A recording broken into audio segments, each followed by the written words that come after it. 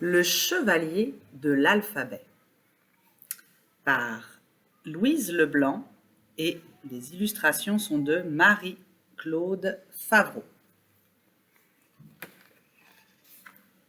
Il n'y a pas longtemps, Ludovic vivait heureux et tranquille.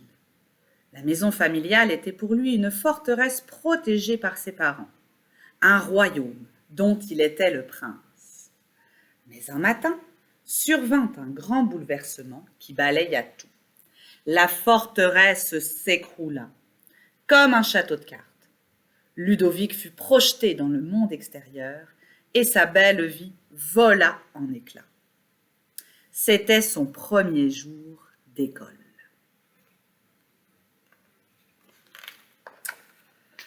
Les parents accompagnèrent Ludovic pour le réconforter, et celui-ci les quitta rassuré. Hélas, un péril attendait Ludovic à l'intérieur de l'école, dans sa classe. C'est lui qu'il rencontra, celui qui allait devenir son ennemi, Alphabet, le terrible commandant en chef des lettres. Chaque fois qu'il devait affronter Alphabet, Ludovic était entraîné dans un véritable cauchemar.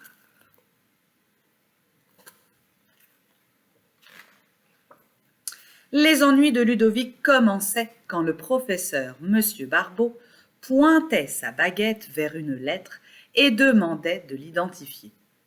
Ludovic ne la reconnaissait jamais.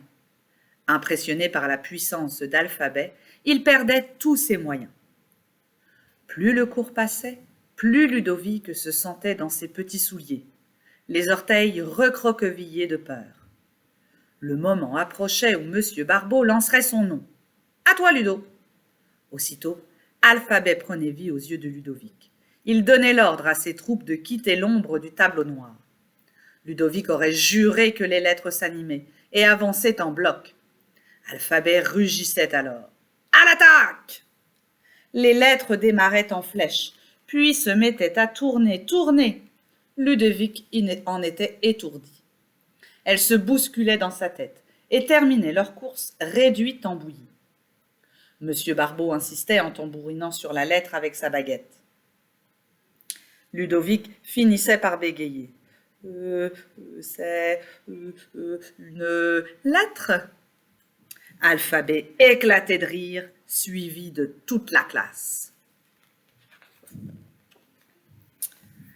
Cette tempête de rire n'annonçait rien de bon pour Ludovic. Il savait ce qui l'attendait à la sortie. « Ludo le nigo ! Hé, Ludo le coco percé !» Les enfants s'enfuyaient ensuite comme une nuée de corbeaux malfaisants. « Ludo le nigo !» Ludovic se relevait avec des bleus au cœur. Il entendait encore l'écho de leurs noirs croissements. « Ludo le nigo, nigo, oh, oh !» Ludovic en était venu à croire qu'il était idiot. Et il redoutait que ses parents le découvrent. Ils auraient été si déçus. Aussi, en arrivant chez lui, il remettait son masque de petit prince souriant. Les choses allèrent ainsi jusqu'à un certain après-midi. Alors que Ludovic s'approchait de la maison, la porte s'ouvrit devant le roi soleil de sa vie, son grand-père adoré, qui habitait au loin. Il était là et il lui tendait les bras. Ludovic courut vers son grand-père qu'il souleva de terre. Pendant cet instant lumineux, Ludovic vola tel un oiseau, insouciant, léger, heureux, comme avant. Ludovic baigna dans le même bien-être toute la soirée. Mais quand son grand-père lui souhaita bonne nuit, il sentit son cœur se serrer. C'était la peur subite de se retrouver seul, d'entrer dans le désert du sommeil où l'attendaient désormais ses cauchemars. Ludovic saisit le bras de son grand-père, et là, il se vida le cœur. Il en sortit Alphabet, les enfants corbeaux, et enfin, son secret le plus lourd. « J'ai le coco percé, papy. Je ne retiens pas les lettres. Pour moi, elles sont toutes pareilles. Je ne vois pas à quoi elles servent. »« À fabriquer les mots, Ludo, tous les mots. C'est ce qui est magique. Tu réunis quelques lettres et hop, un mot apparaît, comme tu fais avec les pièces de ton Lego. » Le grand-père choisit quelques pièces de son jeu et les assembla. Le temps de dire le mot « cheval » et il fit apparaître un cheval. Ludovic était ébahi par l'habileté de son grand-père, sans pour autant être satisfait de son explication. Avec les lettres, c'est différent, papy. Je ne sais pas lesquelles choisir pour faire apparaître un cheval. Montre-les-moi. Son grand-père demeura silencieux un moment, puis il murmura. Ça, je ne peux pas, Ludo. Il lui avoua qu'il ne savait pas lire ni écrire. Il avait appris les lettres, bien sûr. Hélas, il avait commencé jeune à travailler, et il les avait vite oubliées. Elles étaient restées enfouies quelque part en lui, tel un trésor perdu à tout jamais. C'est la plus grande peine de ma vie, Ludo. Ludovic était abasourdi. Quoi? Son grand-père, qui était si habile et si intelligent, ne savait ni lire ni écrire. Il était comme lui alors. Et Ludovic en éprouva un vif soulagement. Peut-être qu'il n'était pas idiot après tout. Mais il était bouleversé par le chagrin de son grand-père. Au matin, Ludovic se réveilla avec un rêve en tête. Il se sentait habité par une force mystérieuse. Il partit pour l'école sans peur, d'autant plus que son grand-père l'accompagnait. Ce que Ludovic ignorait, c'est que son grand-père aussi avait une idée en tête. Après avoir quitté Ludovic, il alla trouver M. Barbeau et lui parla sérieusement. Il lui révéla toutes les misères de son petit-fils. « Il faut aider Ludo à vaincre Alphabet, M. Barbeau. Tout vient de là. » M. Barbeau se rendit à sa classe en réfléchissant au problème de Ludovic. Celui-ci l'attendait à la porte. Il voulait lui parler sérieusement, seul à seul. Ludovic lui raconta la grande peine de la vie de son grand-père et le rêve qu'il avait. « Je veux l'aider à retrouver son trésor perdu, M. Barbeau. »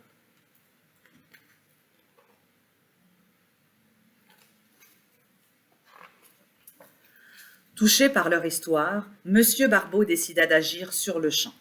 Il fallait que Ludo remporte une victoire éclatante contre Alphabet, et devant toute la classe. Il présenta une lettre à Ludovic en la formant avec ses doigts.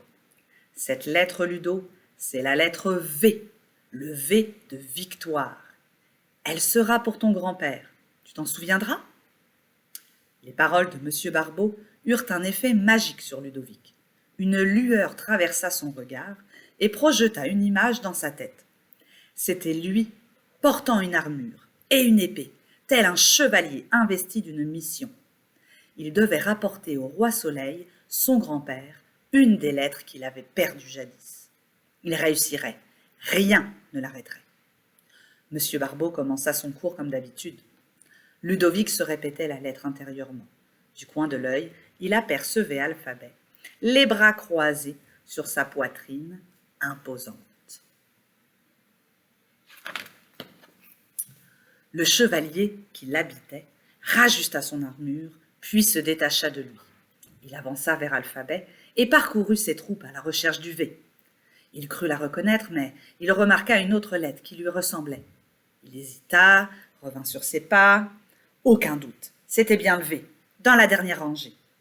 Il allait mettre la main dessus lorsqu'il entendit. « À toi, Ludo !» Ludovic fut plongé dans l'atmosphère étouffante de la classe.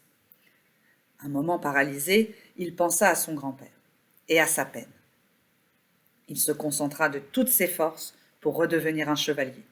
Il eut l'impression de flotter et se vit entrer dans son armure.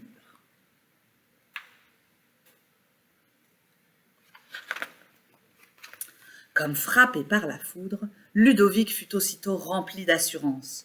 Il s'empara de son épée, prit son élan et la lança.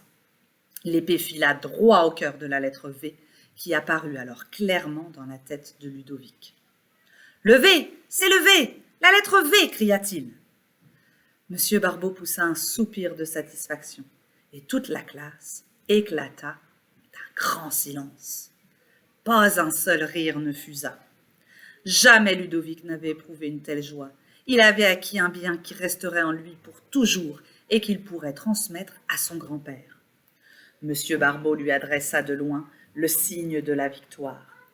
Ludovic lui retourna fièrement son salut et s'envola de la classe sur un nuage. À son arrivée à la maison, Ludovic rayonnait de bonheur. Il revenait chez lui en conquérant. Et c'est devant la famille réunie qu'il fit le récit de son combat, revivant l'action avec la même intensité. Au comble de l'émotion, il remit à son grand-père la première lettre de son trésor perdu. « Elle est pour toi, papy. Tu t'en souviendras ? Elle revient de si loin, Ludo, que je ne la laisserai jamais repartir. Puis, je ne peux pas oublier la plus grande joie de ma vie. » Les parents de Ludovic avaient écouté en silence, bouleversés par la scène qui se déroulait devant eux. Ils venaient de comprendre à quel point l'alphabet pouvait être impressionnant et le courage qu'il fallait pour l'affronter. Ils fêtèrent en grand la victoire de Ludovic. À partir de ce jour, l'existence de Ludovic fut transformée. Il n'avait qu'une hâte, retourner en classe et rapporter une nouvelle lettre à son grand-père. Il subit encore quelques échecs, bien sûr. Ludovic ne se laissait pas abattre. Plus il prenait de l'assurance et raflait des lettres à alphabet, plus celui-ci se dégonflait. Et surtout, les résultats avec son grand-père étaient spectaculaires. En explorant sa mémoire, il retrouvait parfois plusieurs lettres d'un coup, et même certains mots. Tout à son excitation, Ludovic oubliait que son grand-père devait retourner chez lui. Le jour de son départ, bien avant la fin d'alphabet, arriva. Ludovic était catastrophé. « Il te manquera des lettres, papy. Je ne pourrai pas te les apporter. »« Tu les feras voyager, Ludo. Tu me les enverras par la poste. »« Poster les lettres ? Mais oui, il suffisait d'y penser. » Cette idée atténua chez Ludovic le chagrin de voir partir son grand-père.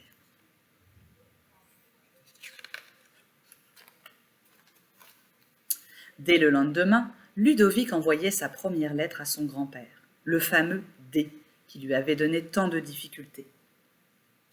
Le grand-père répondait à Ludovic par retour de courrier. Dans l'enveloppe, il glissait des voyelles et des consonnes qu'il avait découpées et qui formaient un mot. Ludovic devait les assembler pour faire apparaître un cheval ou autre chose. C'est ainsi que le grand-père initia peu à peu Ludovic à la magie des mots.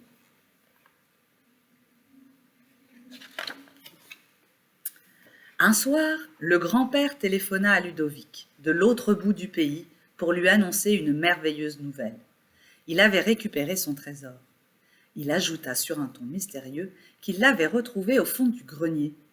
Ludovic le recevrait bientôt par la poste. En fouillant bien dedans, Ludo, tu y découvriras le monde, tu verras, tout y est. Un colis arriva quelques jours plus tard. Il contenait un coffret en bois. Ludovic souleva le couvercle et une lumière dorée s'en échappa, pareille à celle d'un lointain soleil.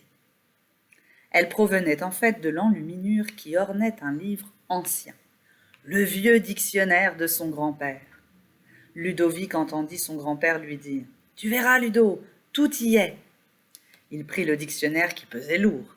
Il l'ouvrit et commença à découvrir le monde.